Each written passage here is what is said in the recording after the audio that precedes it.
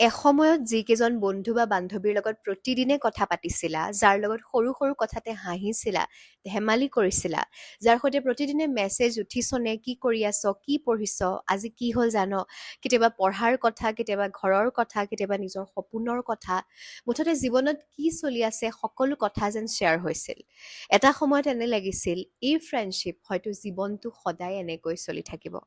কিন্তু জীৱন আগবাঢ়িল, পঢ়া শেষ হ'ল, কাম আহিল, দায়িত্ব বাঢ়িল আৰু নজনাকৈয়ে কেতিয়া জানো জীৱনৰ ব্যস্ততাই ইমান দূৰ লৈ গ'ল যে যিজন বন্ধুৰ লগত এদিন ঘণ্টাৰ পাছত ঘণ্টা কথা পাতিছিলা, এতিয়া তেওঁৰ সৈতে লগ পোৱাটো নায়েই, কথা পাতিম পাতিম বুলি ভাবিও যেন থাকি যায় দৈনন্দিন জীৱনৰ ব্যস্ততাত।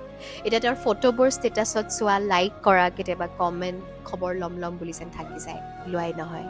কেতিয়াবা চেট লিষ্টত নামটো দেখা যায় কিন্তু মেছেজ পঠোৱা নহয়, কেতিয়াবা মন যায় সুধিবলৈ কেনে আছ, কিন্তু থাকি যায়। জীৱনৰ ব্যস্ততাই যেন এটা দীঘলীয়া দূৰত্ব বনাই দিলে। কিন্তু আচৰিত কথা কি জানানে, বহুদিন কথা নপতাৰ পাছতো, লগ নোপোৱাৰ পাছতো যেতিয়া সেই বন্ধুৰ কথা ওলাই বা মনত পৰে, সেই দিনবোৰ মনত পৰে, সেই একেই হাঁহি, সেই একেই অনুভৱবোৰ যেন ঘূৰি আহে। কাৰণ কিছুমান বন্ধুত্ব প্ৰতিদিনৰ কথাত নহয়, আমাৰ স্মৃতিত জীয়াই থাকে। যদি তোমাৰো জীৱনত এনে বন্ধু আছে যাৰ লগত আজি কম কথা হয় কিন্তু মনত এতিয়াও বিশেষ স্থান আছে, কমেণ্টত নাম মেনশ্যন কৰা বা এই ভিডিঅ'টো তেওঁলৈ পঠাই দিয়া আৰু কোৱা যে বহুদিন কথা হোৱা নাই আমাৰ, কিন্তু তই আজিও মোৰ বাবে বিশেষ। কাৰণ কিছুমান মানুহক আমি জীৱনৰ ব্যস্ততাত হেৰুৱাই পেলাওঁ, কিন্তু আমাৰ হৃদয়ে কেতিয়াও তেওঁলোকক হেৰুৱাব নোখোজে। কি ঠিক, হয়তো তেওঁ তোমাৰ এই মেছেজটোৰ অপেক্ষাতে আছে।